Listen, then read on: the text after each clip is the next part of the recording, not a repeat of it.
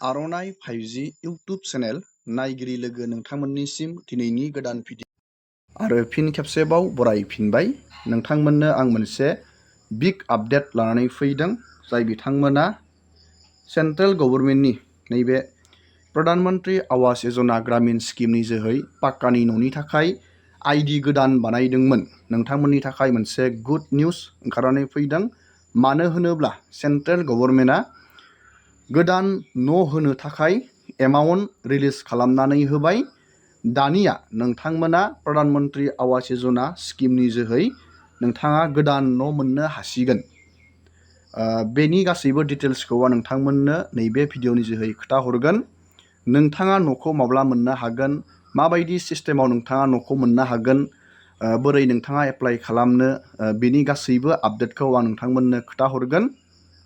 टटेल central गभर्नमेन्टआ गोदानै जाय बिथांमोना आइडि बानायदोंमोन, नोंथांमोननो गोदान न' होनो थाखाय नैबे 2026-27 बे मायथाइयाव गोदानै सेन्ट्रेल गभर्नमेन्टआ टटेल 10,000 करोड़ टाका एमाउन्ट रिलिज खालामनानै होदों। टटेल 12 स्टेट, नैबे 12टा स्टेटनि थाखाय नैबे 10,000 करोड़निबो बांसिन एमाउन्टखौ रिलिज खालामनानै होदों। दानिया नोंथांमोना जाय बिथांमोना गोदानै आइडि बानायदोंमोन गोदान न'नि थाखाय, नोंथांमोना न' मोननो हासिगोन। आङो नैबे भिडिअनि जोहै नोंथांमोननो ए टु जेड आपडेट खोन्थाहरगोन। नोंथाङा न'खौ बोरैहाय मोनगोन, माबायदि एप्लाइ खालामनो, आरो लोगोसे नोंथाङा गावबा गावनि नामखौ अनलाइननो बेनिफिसारि लिस्टआव फैदोंना फैयाखै, नोंथांनि राङा बेसेबां हाबखो, बेसेबां किस्ति हाबखो, बेफोर गासैबो डाटाखौ बोरै नायो, ए टु जेड आपडेटखौ नैबे भिडिअनि जोहै आं नोंथांमोननो मोनसे सुंद' आपडेटनि जोहै खोन्थाहरनो नाजागोन। जुदि नोंथांमोना इन्टारेस्टेड, भिडिअखौ जोबजासे नायलांबाय थाबानो जाबाय। आरो बेफोरबायदिनो गोदान गोदान आपडेट, डिटेल स्किम, डिजिटेल खौरां जुदि नोंथाङा बर' रावै मिथिबाय थानो सानदों, चेनेलाव जुदि गोदान फैदों, चेनेलखौ साबस्क्राइब खालामबानो जाबाय। दानिया नोंथाङा नैबे पर्टेलाव फैनाबो बेनि डिटेल्सखौ हारसिङै नायनानै लानो हागोन। नैबे पेजनि लिंकखौ आङो भिडिअनि गाहायाव होदों। नैबे माइ स्किम, नोंथाङा बे माइ स्किम प्रधान मन्त्रि आवास योजना ग्रामीणनि गासैबो इलिजिबिलिटि, बेनि डिटेल्स, बेनिफिट बेसेबां मोनो, नोंथाङा न' लुनो बेसेबां एमाउन्ट मोनगोन, जाय बिथांमोना गोदान, नोंथांमोनाथ' मिथिया, बेनि बेनिफिटखौ नोंथाङा नायना लानो हागोन। बेनिफिटखौ आं नोंथांमोननो एसे खोन्थाहरनि, बेसेबां नोंथाङा मोनगोन जुदि नोंथाङा बेनिफिसारि लिस्टआव सायख'जायो बे गोदान न'नि थाखाय। नैबे फाइनेन्सियेल एसिस्टेन्ट गभर्नमेन्टआ नोंथांनो डाइरेक्टयै बेंक एकाउन्टआव रांखौ हरनाय जायो 3 किस्तियाव। आरो लोगोसे नैबे रां हाबनायाव गोबांनियानो प्रब्लेम जायो। बेनि बागैबो आं नोंथांमोननो खोन्थागोन। जुदि नोंथाङा सिलेक्ट जायो, रांखौ माबायदि सिस्टेमाव नोंथाङा मोनगोन, मा खालामोब्लाथाय रांखौ मोनगोन। मानो होनोब्ला गोबांनियानो सिलेक्ट जाबाबो गभर्नमेन्टआ रां सोसेयावबो राङा बेंक एकाउन्टआव हाबफैया। प्रब्लेमनि जाहोनाव, मा प्रब्लेमनि थाखाय राङा हाबफैया, जुदि नोंथाङा न'नि थाखाय सिलेक्ट जायो, मा खालामब्ला नोंथाङा रांखौ मोनगोन, बेखौबो आं नोंथांमोननो खोन्थाहरगोन। दानिया जों बेखौ नायग्रोनि, रांखौ बेसेबां मोनगोन। फाइनेन्सियेल एसिस्टेन्ट होयो 1,20,000 पार इउनिट फर प्लेन एरिया। जाय बिथांमोना समान जायगायाव थायो, नोंथांमोना नैबे 1,20,000 बेखिनि रांखौ मोननाय जायो 3 किस्तियाव DBT सिस्टेमनि जोहै, डाइरेक्ट बेनिफिट ट्रेन्सफार सिस्टेमनि जोहै मोननाय जायो।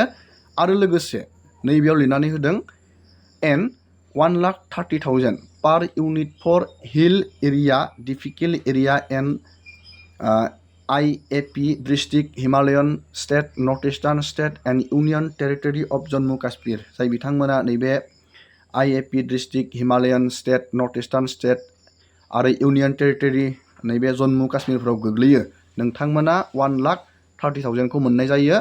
जोंनिया नैबे 1,30,000 नैबे रांखौ जोंनिया मोननाय जायो। मानो होनोब्ला जोङो नैबे नर्थ इस्टार्न स्टेटआव गोग्लैयो। जोङो बे 1,30,000 रांखौ मोननाय जायो। नोंथाङा नैबे 1,30,000 रांखौ मोननो हागोन 3 किस्तियाव DBT सिस्टेमनि थ्रुयै। आं बे DBT सिस्टेमनि नैबे DBT system direct benefit transfer सिस्टेमनि आपडेटखौबो नोंथांमोननो खोन्थागोन नोंथाङा मा खालामनांगोन न' मोनब्लाथाय एमाउन्टखौ लानो थाखाय। दानिया नोंथांमोननो मोनसे भिडिअनि क्लिप होना होनि नोंथाङा नायबानो जाबाय। मित्रों, प्रधानमंत्री आवास योजना के अंतर्गत आज 12 राज्यों को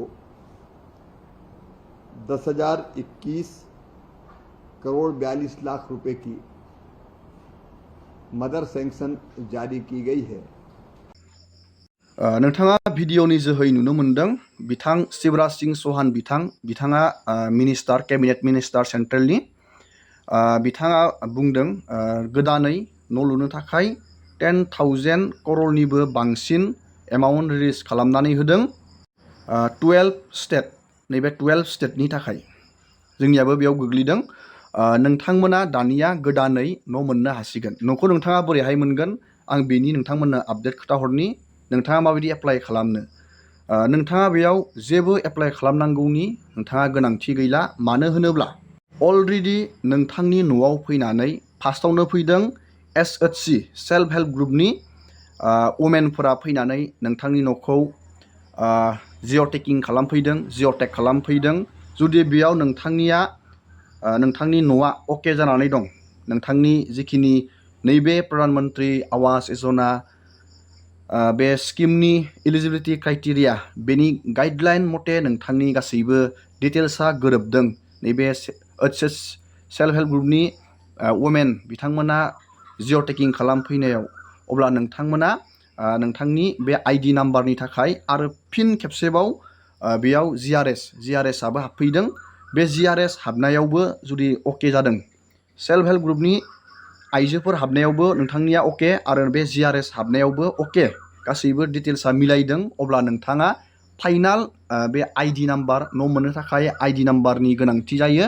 बे आइडि नाम्बारखौ जुदि नोंथाङा मोननोब्ला फाइनाल आइडि नाम्बारखौ जुदि नोंथाङा मोनदोंब्ला लिस्टखौ दा मोनथ'वाखै फाइनाल आइडि नाम्बारनि लिस्टखौ मोनथ'वाखै सोरनिया सिलेक्ट जाखो गोबांनियानो रिजेक्ट जादों होनना खोनादों।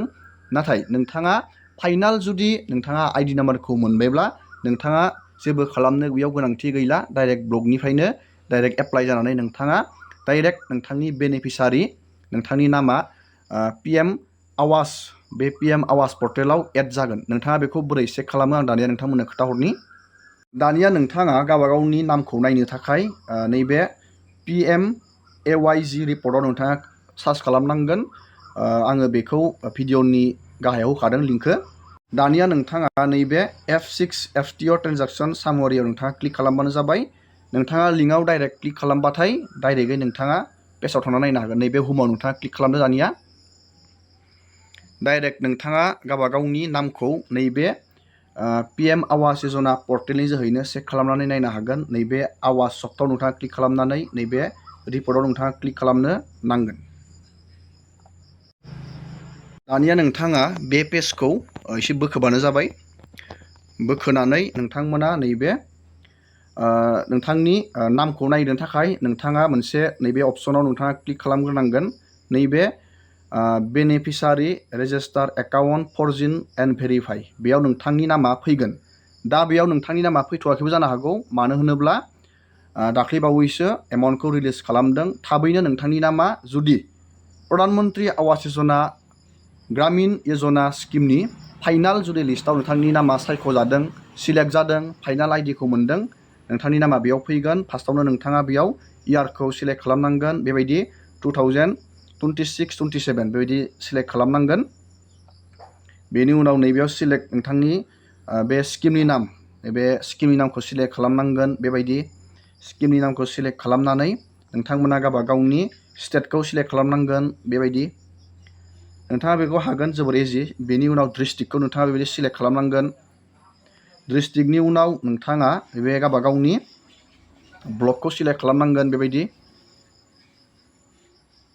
ब्लकनि उनाव नोंथाङा गावबागावनि VCDCखौ नोंथाङा सिलेक्ट खालामबानो जाबाय। बेबायदि जास्ट आं मोनसे डेम' हिसाबै नोंथांमोननो देखायदों।